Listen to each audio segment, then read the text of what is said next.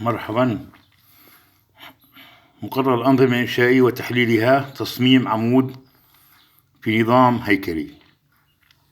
مثال واحد: المنظور المعماري الإكسونومتري لبناء سكني خرساني هيكلي المبين بالشكل الواحد. السقف مكرر، بلاطة مصمتة وزنها 8 كيلو نيوتن على المتر مربع، يعني وزن المتر مربع منها 8 كيلو نيوتن. المطلوب ما يلي: رسم المسقط الإنشائي لبلاطة السقف، بلاطة السقف طبعا الطابق الثاني. 2. رسم الجملة الإنشائية للعمود بي واحد، المسند بي واحد موثوق السفلي طبعا، مقطعه مستطيل، عرضه 30 سنتيمتر من الشروط المعمارية. 3. حساب القوة المؤثرة في المقطع بي للعمود بي واحد.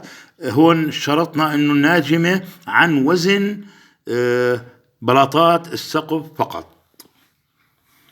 الطلب الرابع: صمم بطريقة المرونة، طريقة بسيطة طبعا مبسطة، مقطع العمود المستطيل.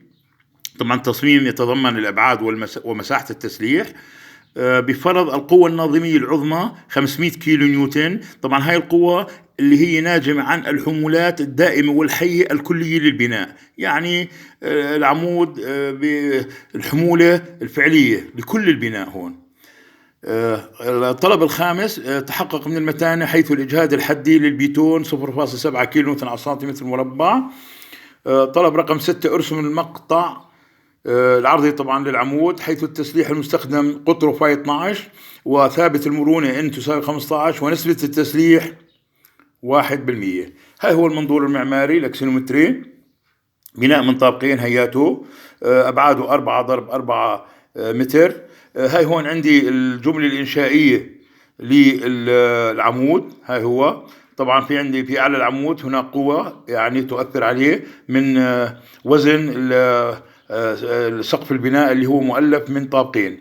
هاي هو المسقط الإنشائي لبلاطة الطابق الثاني، هناك 4 أعمدة، يعني بلاطة محمولة على 4 أعمدة. وهاي هو المقطع العرضي للعمود المدروس. طبعا طلع معي التسليح 6/12. القوة فيما يتعلق بحساب القوة، هاي قانون حساب القوة. الحساب طبعا المبسط، ممكن أحسبه من ردود الأفعال وممكن أحسبه بالطريقة المبسطة. هاي عدد الطوابق N مضروب بالمساحة ضرب وزن 1 متر مربع على عدد الأعمدة، بدلنا طلع معي 64 كيلو نيوتن. سطح المقطع من القانون بحسب طريقة المرونة N على سيجما بي مضروب بواحد زائد ان صغيرة بميو. طبعا بدلنا طلع معي المساحة اللي هي 621.11 سنتيمتر مربع. العرض معي أنا 30 سنتي، قسمت المساحة على العرض طلع معي طول المقطع اللي هو 20.7. بناخذ مضاعفات الخمسة، نقرر 30 يعني المقطع 30 ضرب 25 سنتيمتر. فيما يتعلق بالمتانة، قسمنا القوة المؤثرة هاي العظمى اللي هي ان 500 كيلو نيوتن على سطح المقطع، طلع معي الجواب 0.6 كيلو نيوتن.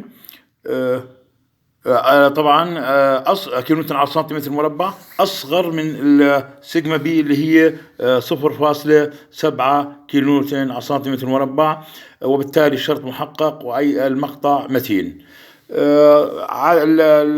مساحة التسليح ميو ضرب بي، طبعا يعطى بالعلاقة نسبة التسليح بسطح المقطع، طلع معي 6.211 سنتيمتر مربع.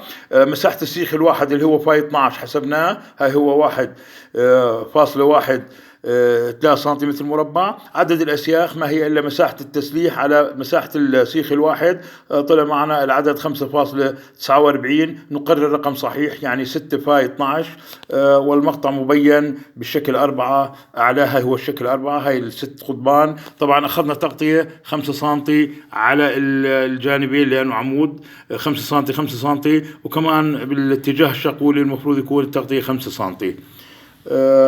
شكرا لحسن الاستماع.